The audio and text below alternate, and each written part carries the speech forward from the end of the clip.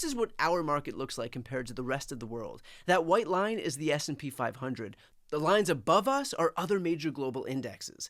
Trump managed to preside over the worst market performance in the industrialized world. What's going on, you guys? Today we have Brian Tyler Cohen calling out Trump's lies, Trump's hypocrisy, and then, of course, Fox News. They're going to cover for him. They're going to make it look good. Brian Tyler Cohen completely goes in. Let's watch. And I want to ask you about Ukraine and the blow up the other day with Zelensky. Let me stay on the economy for a moment, because there are rising worries about a slowdown. You've got the Atlanta Federal Reserve saying we're going to have a contraction in the first quarter. Look, I know that you inherited a mess, and you said that the other night. I've only been here, but are you expecting a recession this year?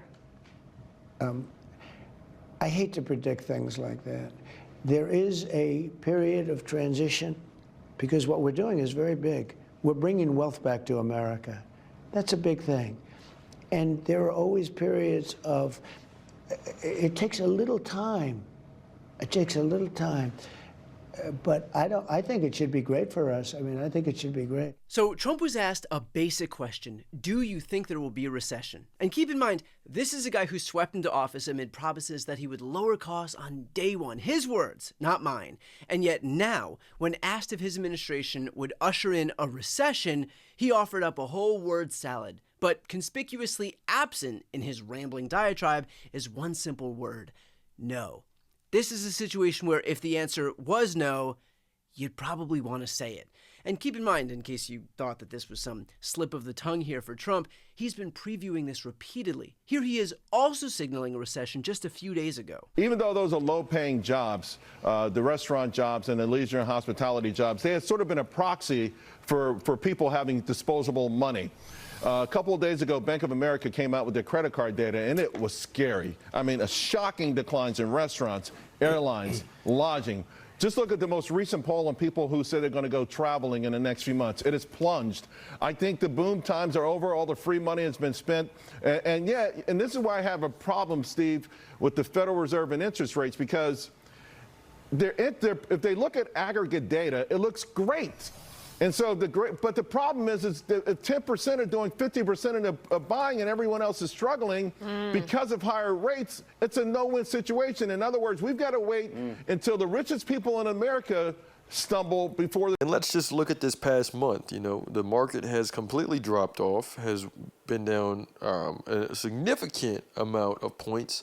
We have veterans getting laid off. We have a lot of people that are worried about what they're going to do now. These are working class people. These are regular people that are very much suffering. There's any relief from Main Street, and I think in addition to blowing up all the ways we examine data, we need to figure out a way for the Fed to re-examine how they do their job, the transmission of their policies, because they keep telling us they wield a mallet. Well, we need to find a way to wield the scalpel, because what they're doing right now is heads the rich people win, tails the rich people win. Joel, Lindsay Group came out with a report a couple of weeks ago that I've mentioned a few times. Can Doge induce a recession? No, it can't, okay? You're not going to get a recession just from Doge. Now, there are other things that have happened in this economy with this slowdown. We could see a recession, but it's not going to happen just because they're cutting waste and abuse out of this government, Joel. Yeah, no, you're exactly correct. In fact, of the last 5 years, we had about 3.1 million jobs, and about more than half were from government and from social services. And so those need to go. It took Donald Trump 6 weeks to bring the U.S. from having the strongest economy in the world to the brink of recession. He insisted on imposing tariffs, even despite the chorus of voices insisting every single day that it would spike prices and shrink our economy. He insisted despite knowing that the economic uncertainty would impact the stock market. And yet now, lo and behold, the market has entered correction territory. This is what our market looks like compared to the rest of the world. That white line is the S&P 500. The lines above us are other major global indexes. Trump managed to preside over the worst market performance in the industrialized world, and it took him 6 weeks. He wants to be a memorable president. Nothing quite as memorable as squandering the strongest economy on the planet in just a few weeks for no reason whatsoever.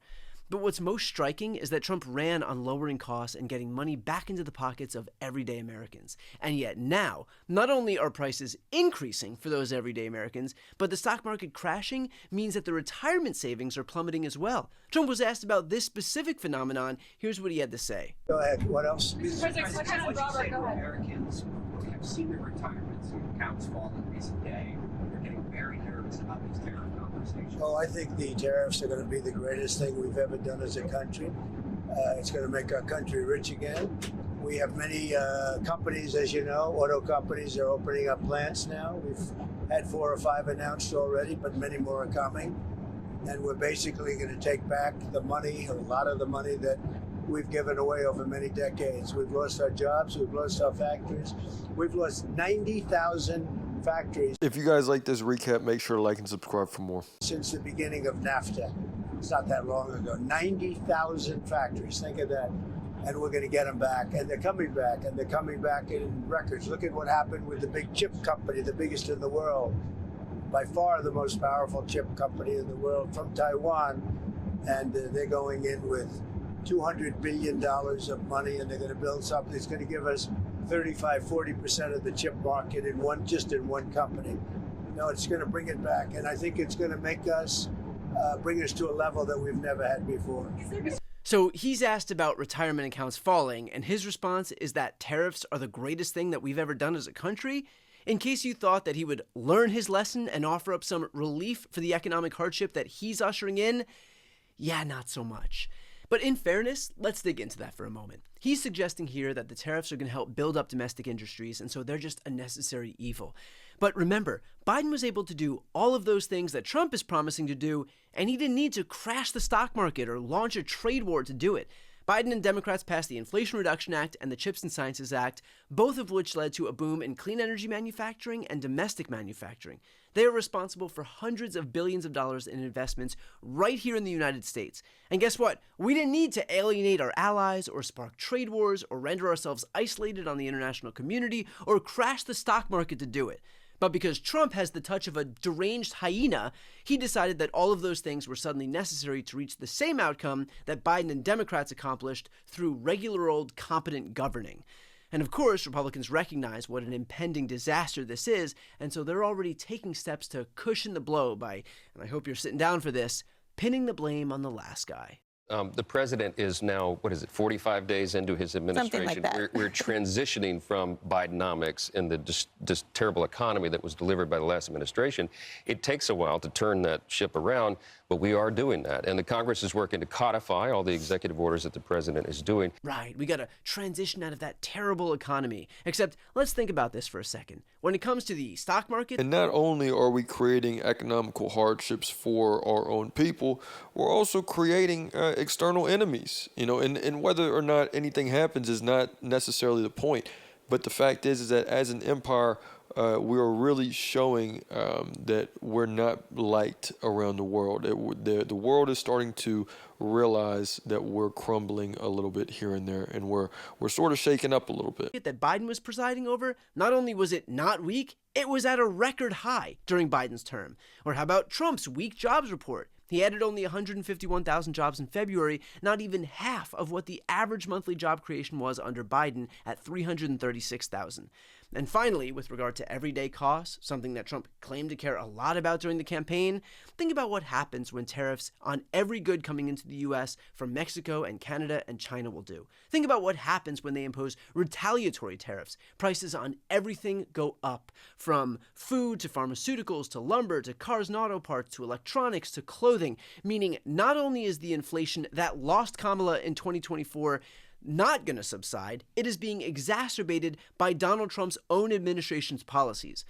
So there we have it, you guys. We have Brian Tyler Cohen calling out Trump, calling out anyone who is lying to the American people about what's going on, about not only is the democracy getting dismantled, not only are the standards for living worse or getting harder and harder each day, but you're not going to be able to lie to us about it. You're not going to be able to say, oh, this is all a part of the plan. Get the heck out of my face. Let me know what you guys think in the comments, though. It's another day in the progressive way.